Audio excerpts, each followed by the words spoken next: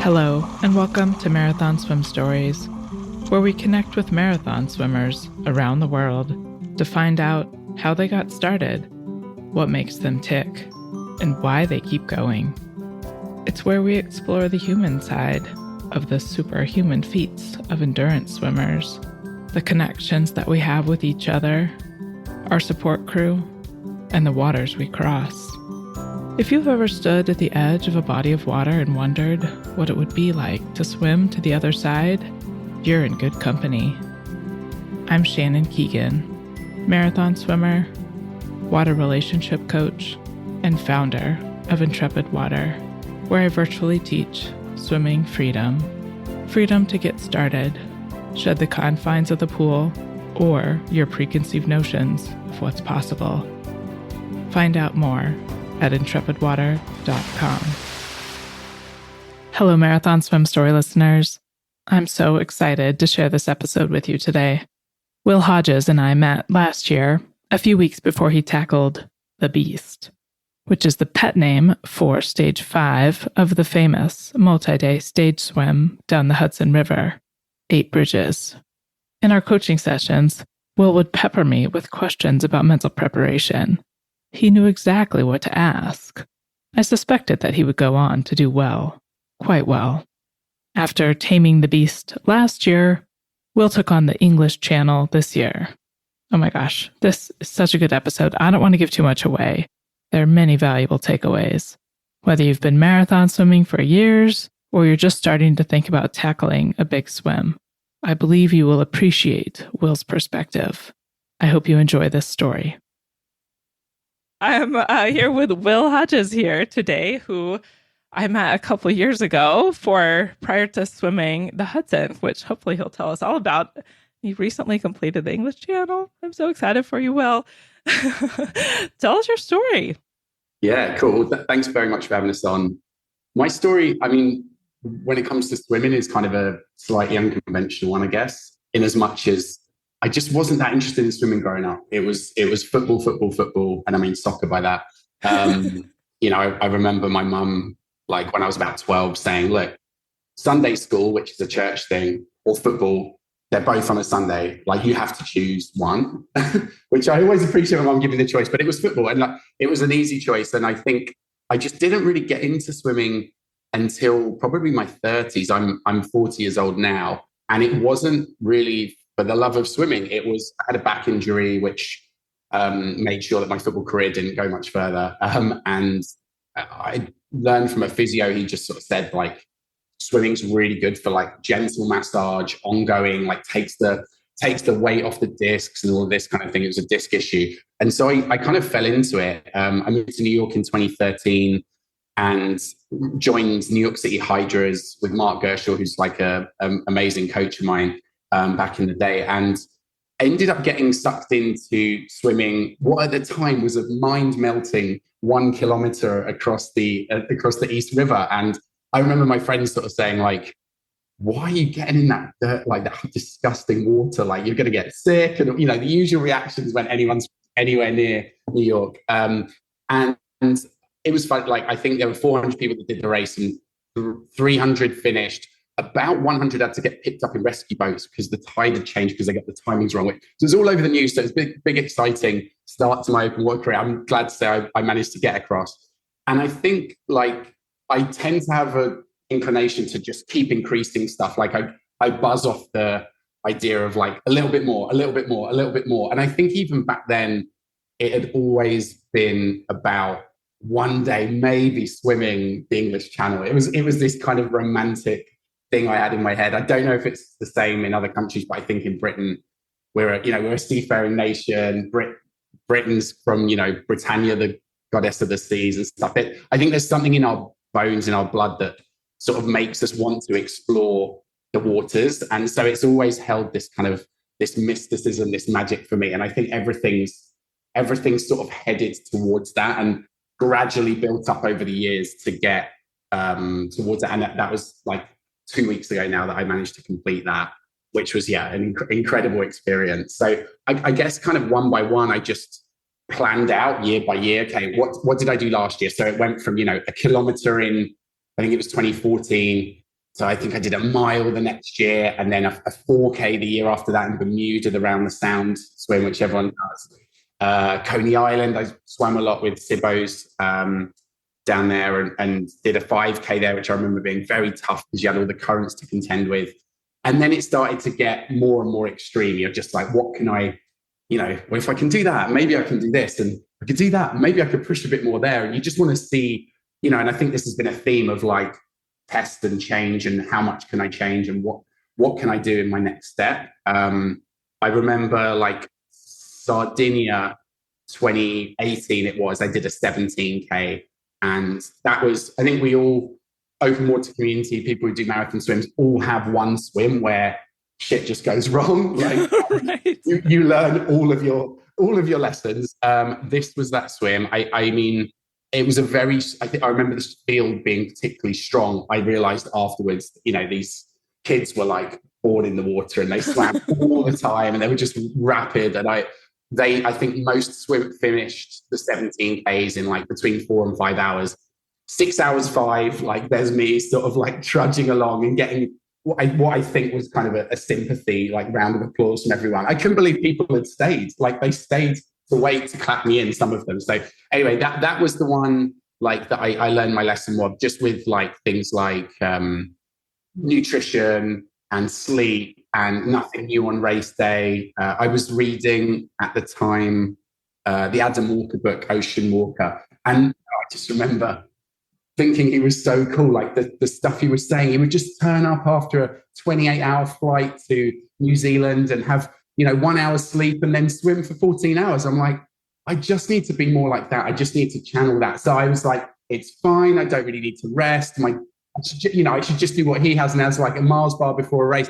And the wheels fell off in 45 minutes. I just did not prepare properly. I didn't listen to my body. And, so I think it was a really important swim just because it taught me like, okay, this is what not to do. Or that your needs are unique from somebody you read about. I think that is a big realization we all need to like take home, right? It's like finding out for ourselves what we need.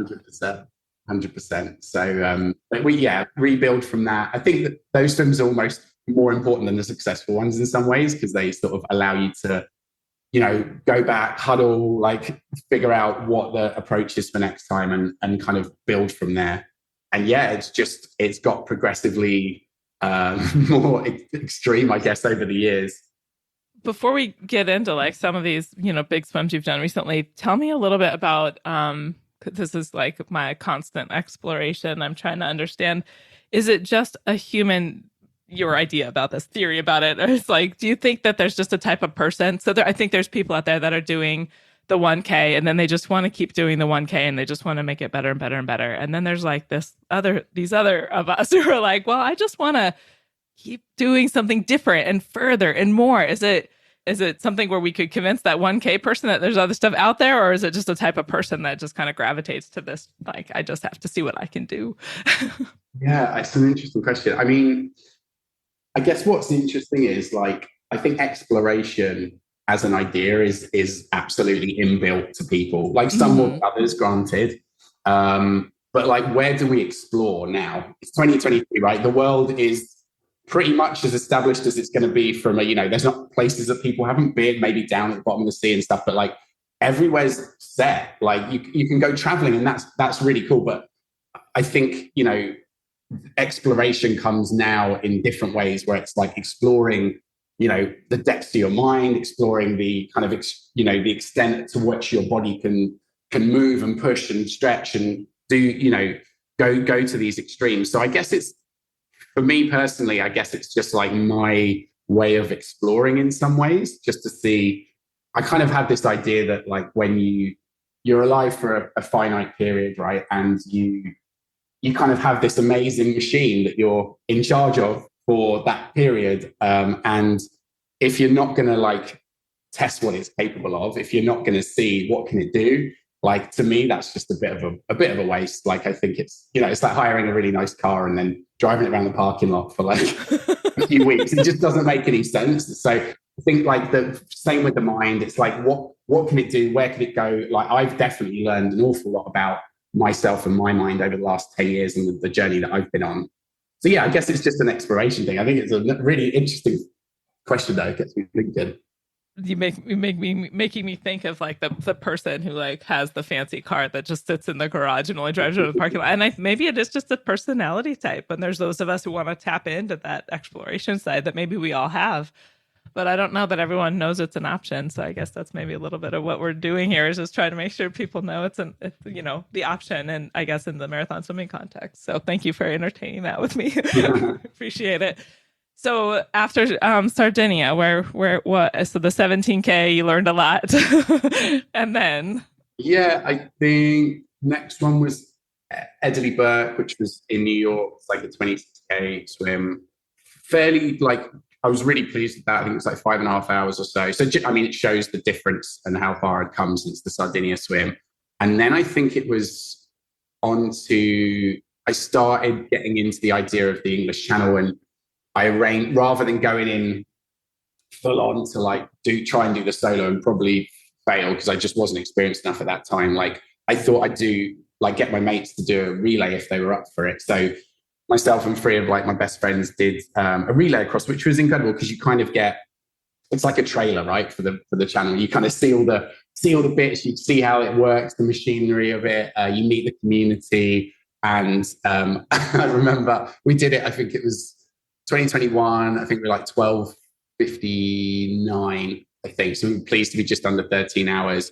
But even going into that, like I get anxious before the big swims because, the gremlins in your mind tell you like, no, this isn't, you can't do this. You can't. And obviously I'd swum long distances before, but the difference here now, I was going towards cold water, which I've always had. That's not a fear as such. It's just, I'm just not built for it. I'm relatively slight, and so I lose heat quite quickly. And I just thought, well, maybe I can do 5 or 6 hours, but like that's in warm water, so you can't do any sustained time in cold water. So doing the 2-hour qualifier, in hindsight, looking back, it was ridiculous. But I was so nervous about that because you had to do it in 16 degrees or 61 degrees, and again, it was fine. It was just I was telling myself these stories of like, you're not going to be able to do that because, whatever, you've never had a good relationship with the cold in the past. It's a hard story to change. It's a really hard story that, you keep telling yourself this over years and it holds you back. I remember, like, as we were pulling, we got to France and like we were on the way back and we were hugging and we had some champagne and we were selfieing and all, like high five, and it was just amazing. And we watched and we chatted as the water disappeared under the boat as we sped back to Dover, and we were like, wow, this is a long way. And I remember all of us sort of saying there and then, like, nah, like, lovely to talk about doing a solo, but this is just insane. Like, look at the amount. We've been talking for 2 hours, and like, it's, you have to swim all of this. It was mind-melting prospect. But funny how we forget these things. And like, right. I was back on the emails to Stu Gleason, my pilot, being like, any luck like next couple of years on a solo? He's like, oh, okay. So I think I put it down for 2024 then. So yeah, it was a magical time with my mates. So I really enjoyed that. Did they were already swimmers and you were just like, hey, let's go do this thing? And they're like, yeah, sure. No. Or was it a little bit more convincing? One of them is a really good swimmer. Not that, any of us did it properly, but he's just naturally a good swimmer. And then the other 2, fair play to them, they sort of just got their head down and trained and practiced and did amazing. So like, no, we were kind of a bit of a misfit bunch really, but we managed to get across. Have you heard that marathon swimming is 80% mental? Well, I believe it's even more than that. I've spent more than a decade swimming down rivers, across lakes, around bays, each time tuning my mental preparation, in addition to having talked to hundreds of marathon swimmers through Marathon Swim Stories. I'm excited to share my distilled knowledge and experience with you in an interactive 2-hour marathon mindset masterclass. Check out intrepidwater.com or email me, Shannon, at intrepidwater.com to find out the date for the next offering. Next to tuning your technique so that swimming is effortless, mental training is the most important preparation that you can do. Don't miss this exciting opportunity.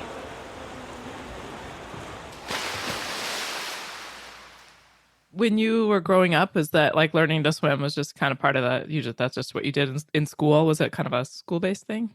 There was some swimming in schools. I think it's fair to say not like loads of schools had swimming pools.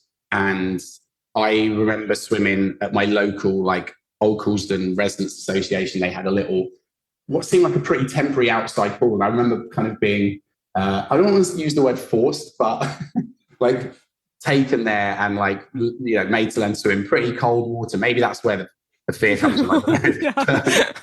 It certainly wasn't like high on the agenda. I always liked being in the water. I remember I was a lifeguard when I was like 18. Like I was a fitness instructor and then I wanted some extra shifts. So if you become a lifeguard, you could do that. And I remember the test to get in was swim 16 lengths in 8 minutes. And I was like, what? 16 lengths? Why on earth? That's so far. Like who needs to do that? You're not going to ever have to do that in a pool. You know, never having to get in as a lifeguard there. But, you know, it's funny how your perspective shifts. Right. Yeah. Yeah. Okay. So you did have some like kind of base of water comprehension. Yeah. Never stroke like the stuff we've, you know, since talked about, like never anything in that level of detail. But right. No, I knew how to swim, but probably very badly.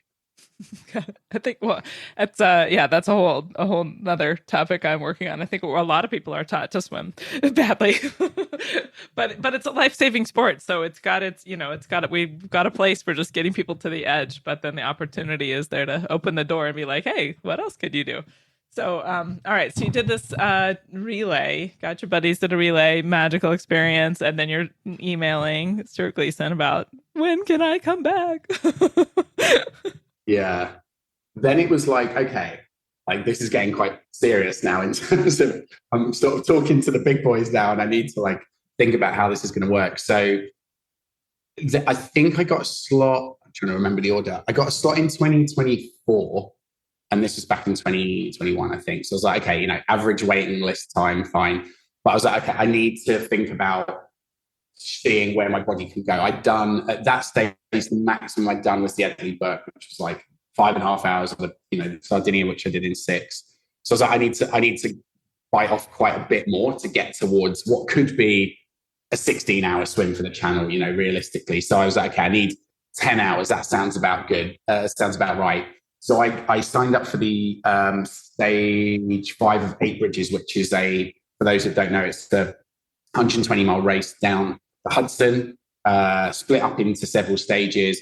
Stage 5, I was looking at them all, is kind of the most difficult, I guess. So it was in my back garden in New York, and I figured that would be a good one to test myself doing. And they was called the Beast, right? It's called the Beast, yeah, which always helps with the worries. Yeah, but yeah, like I think I learned going into that one that just the amount of pressure I put on myself in these types of events is not helpful. I mean, I think a bit of pressure is good to get you up at 4 a.m. to do training swims and to be disciplined and stuff. But I was catastrophizing about like, what if I don't succeed? And what if, you know, this happens and that happens and this happens and that happens. And you have all of these different worries in your head, all of which totally pointless. Like what is that good? I think, again, it's good to sort of problem solve to a point, but you need to know when to cut that off. And I didn't have a healthy balance of when to cut that off at that stage in my life. So I mean, I remember the night before, sleep's always been a big thing in my ability to control my mind and what I thought my body could do based on whether it had or hadn't slept. I now know that that's not true. And like, I can go through, and as my dad taught me, like, your body will rise to the challenge, like what it needs to do, which I think is an amazing quote. But I remember climbing into bed at 7 p.m. the night before. We had to be up at 3. And I was like, right, 8 hours back from 3 a.m. That's 7 p.m. Like very, you know, because I'm not like, you know, a 9-year-old child, I can't go to bed at that time. So I like tossed and turned in bed, probably, I was reading and meditating and doing breathing exercises and like all of these like tools to like Hurry up and meditate. Hurry up and go to sleep. yeah, You got this, Will. aggressive competitive meditation and just like get to sleep. I couldn't. I finally got off about, I don't know, it must have been nearly 2 a.m. And then, the alarm goes off at 3 and you're like, boom, like shit, like terror sort of sweeps over your body. And I got into the water and felt really good. But then I've noticed my mental state on swims follows a very similar path where it's like good, like starts nice and calm, and then boom, like something just dips. And I think it's the weight of like anticipation of, oh my, like particularly on the Eight Bridges one, it was like, I'm 2 hours in, I feel like tired, and that's probably because my brain was very scattered, and I've still got probably 28 kilometers ahead of me. Oh god, like how's this going to work? And so that catastrophizing, that like what's going to happen, I picture myself getting back on the boat, is all these really, again, unhelpful thought patterns that just like take you down if you listen to them too much. But I managed to sort of pull myself through that and just get to the next feed, the usual sort of tools that we use in open water swimming. And I think there was just a turning point when the tide changed. I got to halfway, because your first 5 hours you're against the tide, second 5 hours, roughly speaking, you're with the tide. And I had basically a 10-hour window roughly to complete the swim before the tide turned back on me, and they'd be like pulling you out of the water because you're not going to beat the tide if you're in the middle of the river. Mm-hmm. So, and I managed to get through it. I sort of used quite a few like mind tricks, and I think that was the swim where I really fully comprehended the power of like your mindset over your body. Like I was all about physical training and just being fit as a fiddle, and that was it. And then it was like, okay, that's going to get me so far. But if I don't spend significant time training my mind, then that's going to always be my Achilles heel in these types of events. So got there, I think it was 10 hours, 4, and it was, the tide had just started to turn. So it was like, I was really on borrowed time. There was a guy, I looked as we got on the boat, there was a guy he was a few hundred meters behind me, and he was looking tired, and he didn't make it, unfortunately. I mean, he was doing the whole 120 miles. So like, right. Yeah. Differently to me, but like I was sad for him because he was so close in the shadow of that enormous bridge that you swim to, the Tappan Zee. So, but no, I mean, amazing experience, learned an awful lot that's helped set me up for like kind of the next sort of course, if you like. Yeah. Yeah. And it was right before that swim that you reached out to me, right? Was it, you were like 5 or 6, you were not very far out from it when you reached out to me. Yeah. I was like, I'm not sure what I could do to help you understand. but we talked a lot about the mental stuff. I remember that. That was. Yeah. That was super helpful. Yeah. Okay. So then you finished that, you're on, and then so when did you get from your slot moving from 2024 to 2023? How'd you get that? That was my persistent / probably pretty annoying emailing of Karen, his wife, to be like, anything yet? Anything? How about now? And she's like, okay, I'll call you, don't call me, type thing. After sort of months of me sort of prodding, I think in January this year, 2023, she was like, okay, we've had a cancellation. And bear in mind, I had surgery when I was 26 on my back. I had another surgery last year, much more extreme. It was like a spinal fusion. So I had like 3 of the lower vertebrae fused together, and was still kind of like in rehab from that when I got the email in January. So it was a bit like, oh my God, this is it. But I said, can I take some time to think about it? And I probably emailed back like 6 hours later or something. So it was kind of okay, you've been given a chance, like grab it with both hands. And it was for August this year. So you're in rehab. You've had this big surgery. I think we were talking to each other at the time, and you're like, I can't exactly get out of my bed right now, but yeah. So how are you making that? How are you like comprehending like what the training would be like with you're looking at 8 months or probably 7, or maybe even just 6 when you're actually kind of back to a building phase. Like how are you able to make that leap? Well, I mean, look, the answer is the same answer I got into swimming. Like, swimming has always been the most amazing rehab. Like, I remember speaking to my surgeon about it, and he was like, yeah, like, swim as soon as you possibly can. Like, it's the same, backs, the whole idea with backs is like mobility. I think motion is lotion, rest is rust. I got taught, it's like, you've got to be moving. And swimming is moving without any weight on it. It's not weight bearing because all the gravity, Right. because you're in the water. So I was never concerned about like the training for the channel per se. I mean, I know one thing that did concern me was like I knew I had to put a fair bit of weight on cold, and so I wouldn't be able to be like squatting or weightlifting or anything too heavy like that. So that it was a minor doubt, but yeah, it was like jumping with both feet because I knew it would help the rehab if anything. Right. A little motivation to just keep Just a swimming. bit. Yeah. So, how did you get past the cold hurdle? So you went from doing it as a relay and, thinking that was kind of probably impossible to be able to do, longer in the cold. What was the cold like when you experienced it, I guess, in that relay scenario? And then kind of how did you make the mind shift to be able to endeavor a solo? I think the cold is probably the single biggest thing I've had to overcome personally. In the relay, it ends up being a non-issue in the relay just because you're in and out in an hour. It's I call it like luxury open water swimming, like luxury marathon swimming. Do you know what I mean? Because you swim for an hour, you get back on the boat, you chat to your mates, you have some food, you like I feel sleep a like that'd be bit. cold though, getting in and out and in and out. Like, are you cold? But you have towels and dry robes and stuff. I didn't. It didn't factor at all really then. But the journey with the cold starts before that because I knew if I wanted to one day do the solo, which I was still not convinced I was going to do back in the relay, but I think back in 2019, I was like, I really don't like the cold, so I need to do something quite extreme to like confront this fear, if it was a fear, or this dislike of it. So I went and there's a guy called Wim Hof. I don't know if you've heard of him. He's Oh, he's yeah. now like pretty famous, especially in the UK. He's got like a TV series and stuff. Yeah, I know.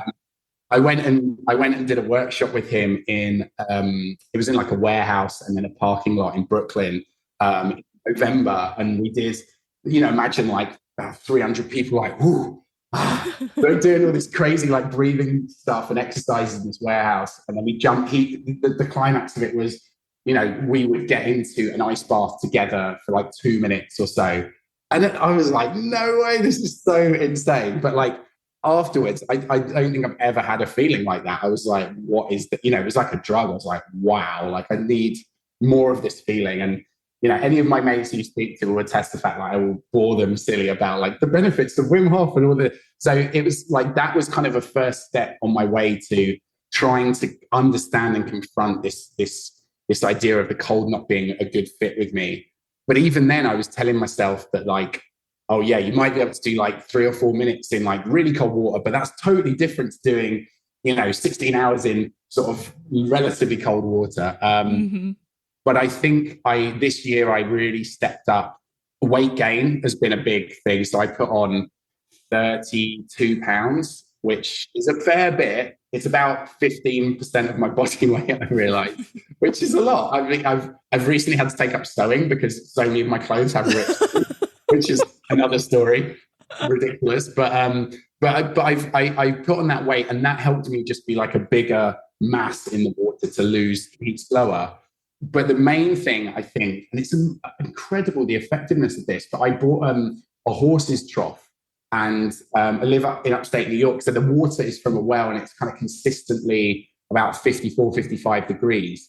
And so I just would sit for like I worked up to this, but I would sit for 45 minutes in 54, 55 degree water and just like watch, Netflix. I put programs about survival on or whatever, get me in the right mindset and just sit in this tub. And it was incredible. Like it builds up, or it activates these brown fat cells, and they are just incredibly effective at keeping. It's like having, they call it bioprene, don't they? It's like your own version of a wetsuit.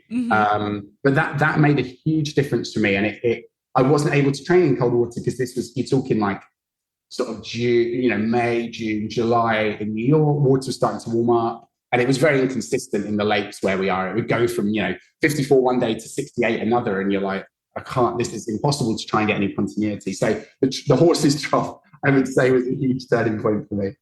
Yeah, that's great. I had a similar experience this summer in a chest freezer. It's kept at 41, but anyway, but doing this just because in the summer here it's hard, right? It's hard.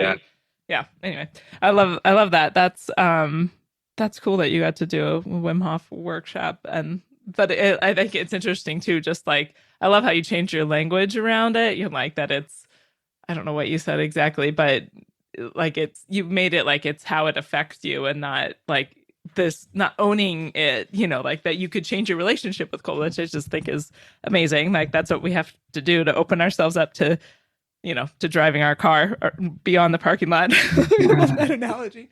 That's really cool. So I think take us a little bit through, so you've got your horse's trough, you're handling the cold that way. What was your training preparation like? Training was like, necessarily intense, I guess. I was doing on a 4-week cycle.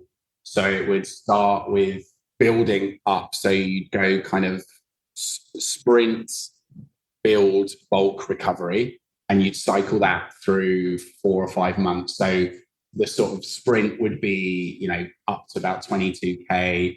The build would then be kind of the maximum we got to, and you'd increase every cycle, but maximum we got to sort of, I think 45 or 50. Then you'd go bulk, which is your big swims, and you'd get up to sort of 60K a week or so on that. It's a lot of distance. And then recovery, you're sort of 15 to 25 or so, depending on how you're feeling. And I know there's so many different schools of thought on how you should prepare for these types of things. Like, I think over the years, what I've learned is my body can handle a fair bit of distance, but it also loses fitness really quickly. So like another one of the many lessons that I learned in the Sardinia swim was like, I did a 4-hour swim about a month before, got out of the water and was like, boom, like, I've cracked this. Like, that's fine. Hardly swam for 4 weeks between then and the swim. And so when I came to it, I was totally unfit, which it blew my mind because I was like, but I've done the 4, so it's one of these things it's like tweaks and optimizations over the years that you learn. Like, I know I can't put it down for too long before a race. And the taper for me is probably much shorter than most, but that's just how my body works. I kind of learned that I needed to build in some big swims, like pretty close to the race, which is always dangerous because you can tip into like you're tired then when your opportunity comes around. Yeah, that's awesome. So then take us to England. I think we're ready. I did Jersey to France first. Oh, so awesome. That was due to be my kind of like big like pre-swim. But then I realized, again, through kind of remembering this whole point about losing fitness, that was going to be 5 weeks between, I think it was July 8th to 12th and August 9th to 14th was the distance between the two. And I was like, I don't know, I need to build something else in. So Jersey to France was like a dream. Everything went super smooth. I think 7 hours I got across. And down in Dover, I relocated down to Dover because there was no point in coming back to New York in between. And I ended up building in a 9-hour swim on which would have been, I think, 2 weeks out, a 9-hour swim, which again, raised a lot of eyebrows. And I remember people in Dover being like, you're mad, like that's crazy. But I just had to say, I get it. I know my body. Yeah. it sounds weird, but I know how I lose fitness. So I did that. And then coming into the day or the tide window, I was like, felt so good. I've done a lot of sprinting, like in the weeks or in the months leading up to it. So I was just like peak fitness. The window started on the 9th, and then it's like, okay, solo 1 goes out on the 9th. Solo 2 goes out on the 10th. I'm like, this is going to be it. Weather's looking like okay for that after that. And then like, boom, like sort of twist number 1, like the weather just goes terrible for like the next few days. But Stu being like, a really accommodating captain, it was great. And he knew I had to go back to the States, was like, okay, you're third on the next tide and we'll put you over. So by this time, we had a house, the crew was there. This is like lots of international flights and accommodation and stuff. So I remember checking out of that first house and like being gutted, because it's like you've come all this way, you've trained all this day, and there's a chance that you don't get to swim this year, which is a real blow. So I remember turning and looking at the house and it just being like, wow, like use this disappointment, because remember this moment, because you will need it in the future, whatever. And so I went back to my parents for a couple of days ahead of the following window. My sister flew home, my brother-in-law flew over, my partner Danny was there. Throughout it, she went home for a bit as well. So it was kind of like the disruption that it brings. I'm sure you know this better than me, but like there's the amount of like logistical stuff you have to do to get there. It was crazy. But we got a new house, and then it was like that balanced again. It had been a while now since I'd done that 9-hour swim, and I was starting to feel like, oh God, I'm losing fitness a bit, and I didn't want to swim too much. So I injected a couple of 2 or 3 hour swims. And then I remember, the night before, like they say the Dover coaster is like the hardest bit, right? The anticipation, the waiting, the lack of control. But the night before was just insane. Like this was fast forward to the last day of the last window that I could swim on, right? And it was the Monday night. And the Tuesday was literally, there were no other slots for the year. Everything else was full. Mm-hmm. So we're waiting for 6 p.m. to come around, the infamous call. And Stu calls and says like, sorry, mate, like it's not looking good. Like it's so rough. Like I've spoken to a coach and he said he just wouldn't put a solo out in that. So I'm just like, oh my God. Okay, well, this is it, I guess.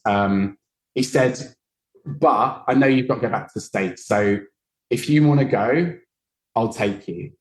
So I was like, wow, oh, this is the worst. So not only is this dream about to be taken away, but it's also like, I'm the one that needs to make the decision. It's all on you. I didn't make the decision. I'm forever grateful for Stu for doing this, because he said, like, I could take your money. I'm just not in it for that. Like, I want you to get across. And I just don't think this is your best shot. So I was like, I need to take a minute, mate, like to think about this. This is 6:45, I think, at this point, 6:30. So I went for a quick walk. I rang a mate. I said to my mate Jeremy, who did it last year, I said, like, what do I do? Like, this is just a nightmare. And he said, well, you're there now, and your crew's there, and you've got a pilot who's willing to take you. Like, does it matter if you don't make it? And I was like, huh. Like, of course it matters, but like, does it really, could I use this as a 12-hour training swim and just see what I learn?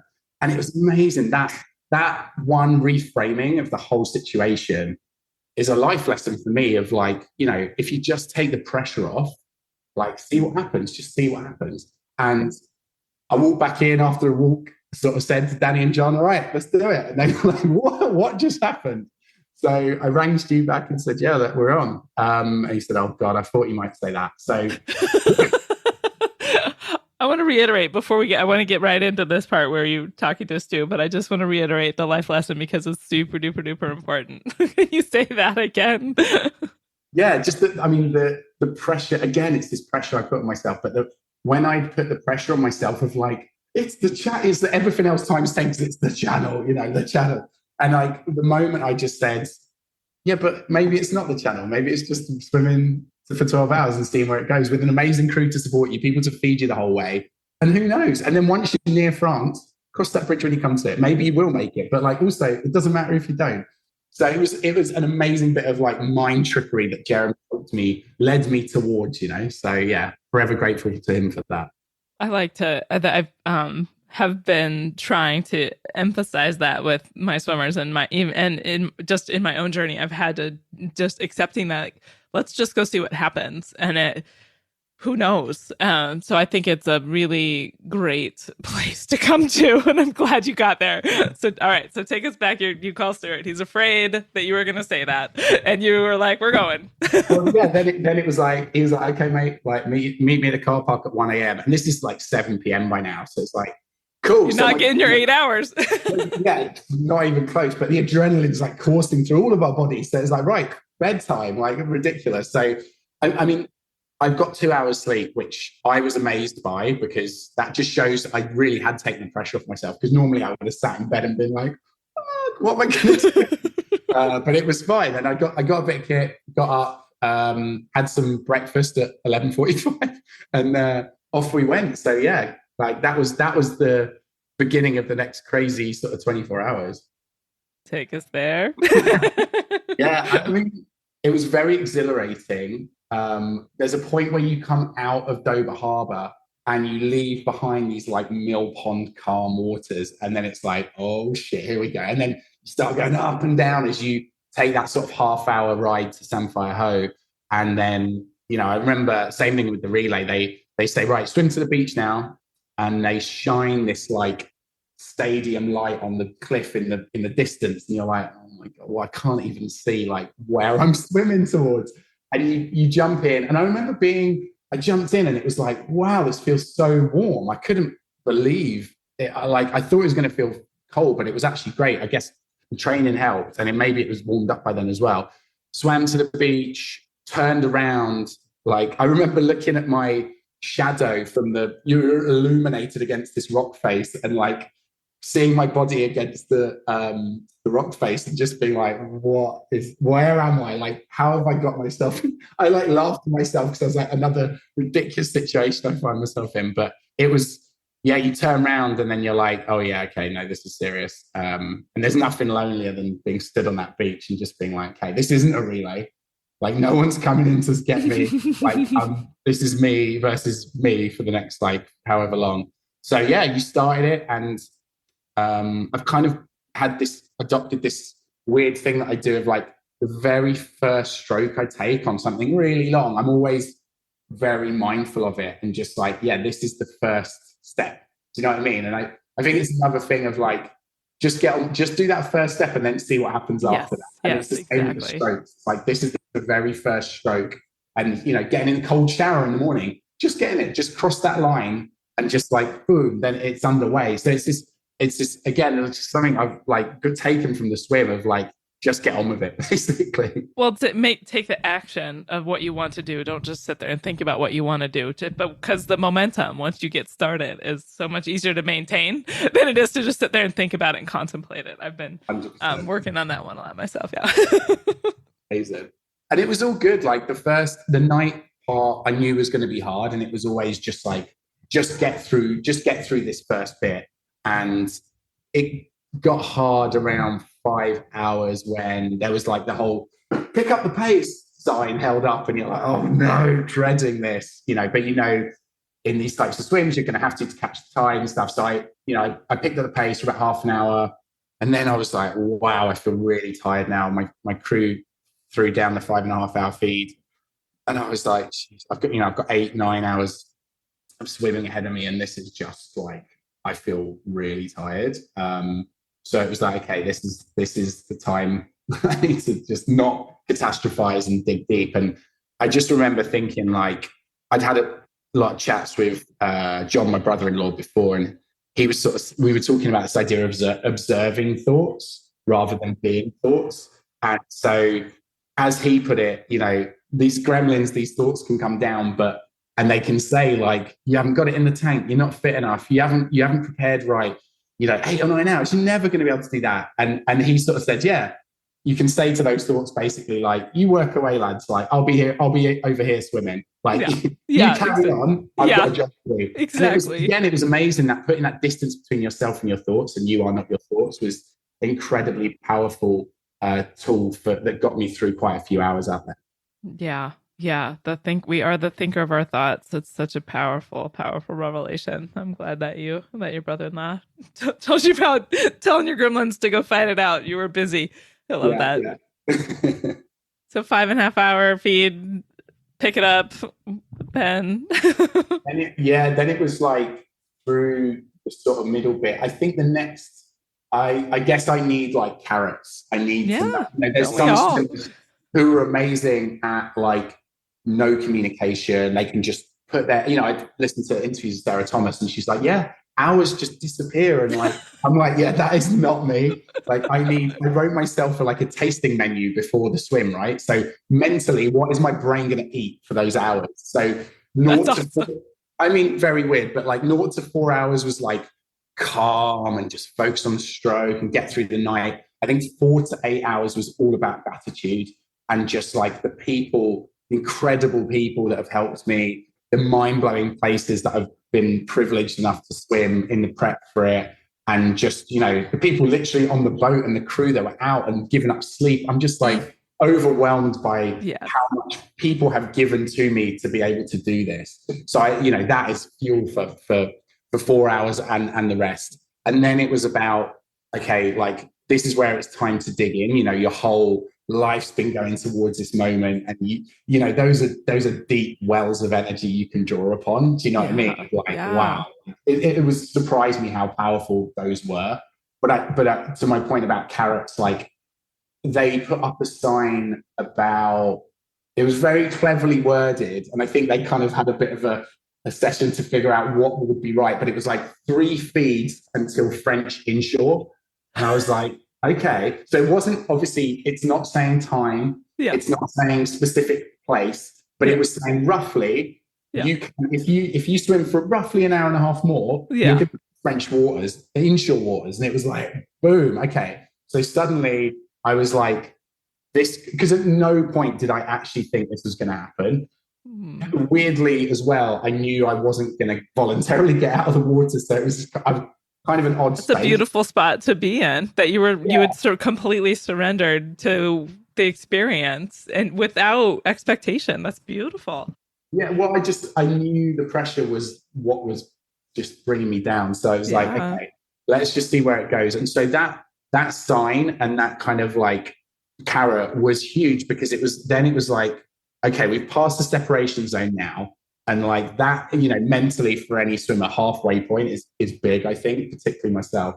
And then it was just kind of a series of, okay, a little bit further. And, we had a WhatsApp group going at the time, and my friends were writing messages, and Danny was writing them up on the board and holding them up from my nieces and schoolmates and work colleagues. It was just like amazing that the way that they sort of rallied as well. That was huge, and that communication. So I definitely need that mental motivation during, not just like preloading beforehand. I felt that was really important part.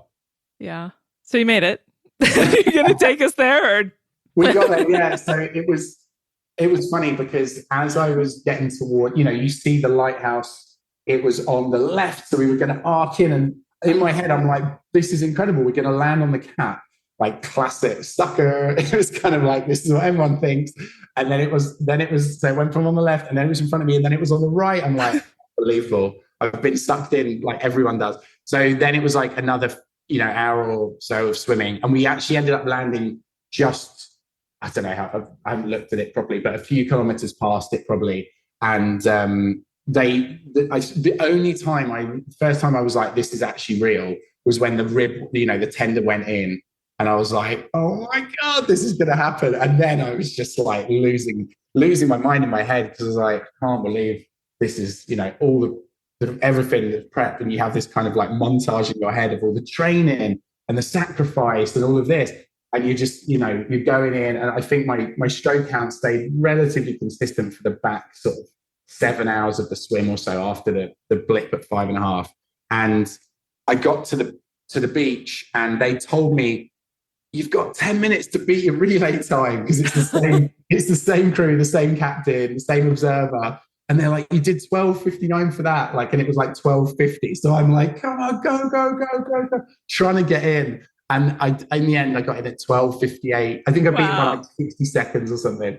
Got up onto the beach, just turned around and just like sank to my knees. I was like, what has just happened? And it was really funny timing, because there were 3 locals, like this French family walking along, and they came over and they were like, vous avez, I don't speak French, vous avez nagé la planche, like, have you just swum the channel or something, or French? But I was like, yeah, I have. And then I just burst into tears, because I was like so overcome. I guess it sort of hit me then.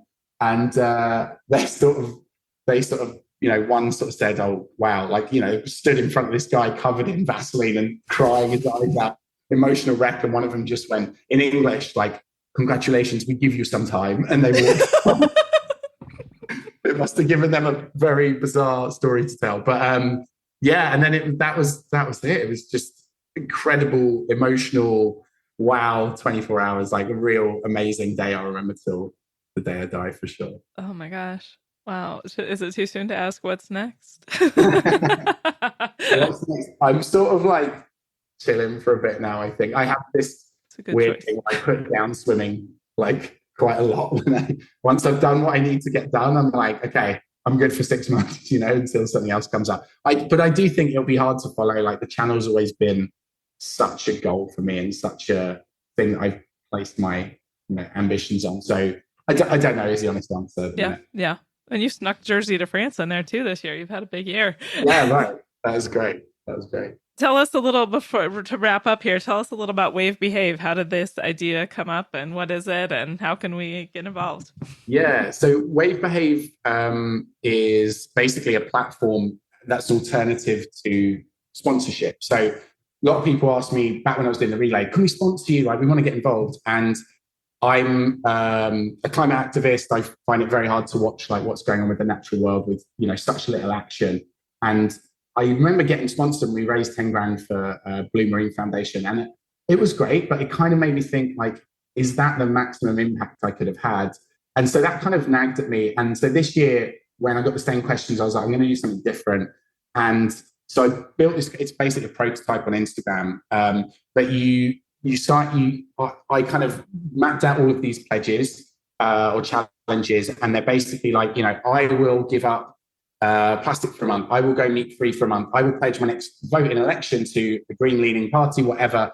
I will cycle to work. And friends and family got involved. I think we got something like 25 pledges, but it was more about behavioral change than it was about money. Because I think money's not really going to fix the situation that we're in, right? So this was my sort of small way of doing something, like doing some kind of action and allowing others to also do something to help. And the reaction to it was really positive. So I'm currently exploring the idea of building that out as a platform that others can use for their events in the future. So you can follow along on Instagram, but it's just this idea that, like, the worst type of action is inaction, I think. And so we're at a stage now where the time for talking's gone. Like, we need to get on with doing something towards the climate emergency. And I think this isn't to in any way cast blame on people. I think it's much more about organizations, about government, but they respond to people. So I think if people can help in their way and it gets people to think about their views on the climate emergency, then that's gonna help in some small part. Yeah. And I mean, it's interesting to consider, like, to have a place where it's being aggregated and it can be shown. It's not like I'm just putting my recycling out every whatever, or, like whatever the action is that I'm taking, or not buying the big laundry detergent bottles. I buy the strips now because I don't even, anyway, it's was an easy change for me to make, but it's like, nobody knows that I'm doing that. You're aggregating this, that's something you can then take to governments and corporations and say, like, look, you need to help us be responsible for this. Yeah, absolutely. And I think one of the insights from the prototype was it was very motivating for others to see, like, people see others doing their action and posting it online. So there's lots that we can be doing, and a lot of it is about just starting that ball rolling and starting those conversations, because the times when it's just not mentioned is probably some of the most damaging. Yeah. I'll be sure and include a link to that in the show notes. Yes, awesome. Thank you so much for sharing your story with us today, Will. I really appreciate it.